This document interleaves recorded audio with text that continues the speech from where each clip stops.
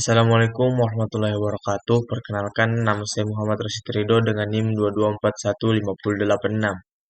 Di sini saya akan menjelaskan sistem bus dan sistem operasi untuk mengisi ujian tengah semester mata kuliah arsitektur dan organisasi komputer. Kita masuk ke sistem bus. Sistem bus itu jalur komunikasi yang digunakan untuk mentransfer data, sinyal kontrol, dan alamat antar berbagai komponen dalam sistem komputer. Nah, cara kerja sistem bus ini itu data atau program yang tersimpan dalam memori dapat diakses dengan dieksekusi CPU melalui perantara bus. Jenis-jenis sistem bus. Jenis-jenis sistem bus itu terdiri dari tiga, yaitu data bus, alamat bus, dan kontrol bus. Yang dimana data bus itu jalur komunikasi dalam sistem komputer yang digunakan untuk mentransfer data atau berbagai komponen perangkat keras.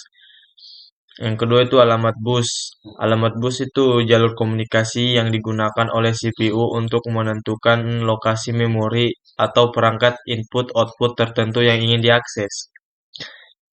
Yang ketiga itu ada kontrol bus. Ya, kontrol bus itu jalur komunikasi yang digunakan untuk mengirimkan sinyal kontrol dan perintah antara CPU, memori, dan perangkat input-output. Fungsi-fungsi sistem bus, yang dimana sistem bus itu berfungsi menghubungkan komponen utama, mentransfer data, pengiriman sinyal kontrol, dan alamat memori. Kita masuk ke sistem operasi. Nah, sistem operasi itu perangkat lunak yang mengatur dan mengelola perangkat keras komputer, serta memberikan layanan dasar untuk perangkat lunak. Jenis-jenis sistem operasi. Yang pertama itu ada sistem operasi berbasis desktop.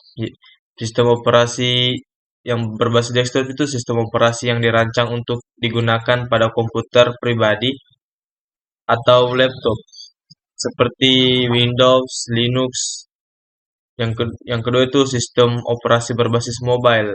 Sistem operasi berbasis mobile ini sistem operasi yang dirancang khusus untuk perangkat seluler seperti smartphone dan tablet.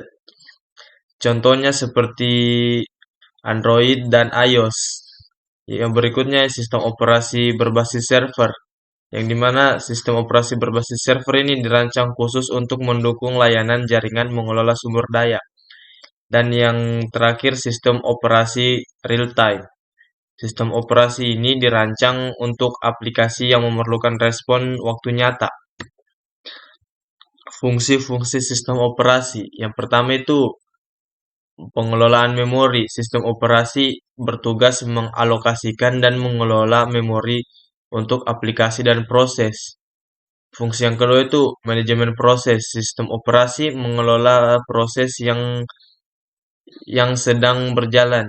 Dan fungsi yang ketiga itu antarmuka pengguna. Sistem operasi menyediakan antarmuka yang memungkinkan pengguna untuk berinteraksi dengan komputer. Yang keempat itu manajemen file. Sistem operasi itu mengelola file dan direktori dalam sistem penyimpanan. Nah, fungsi yang kelima ini keamanan. Sistem operasi menyediakan fitur keamanan untuk melindungi data dan informasi pengguna. Yang berikutnya, fungsi berikutnya pengolahan jaringan, yang dimana sistem operasi memungkinkan perangkat untuk terhubung dan berkomunikasi melalui jaringan.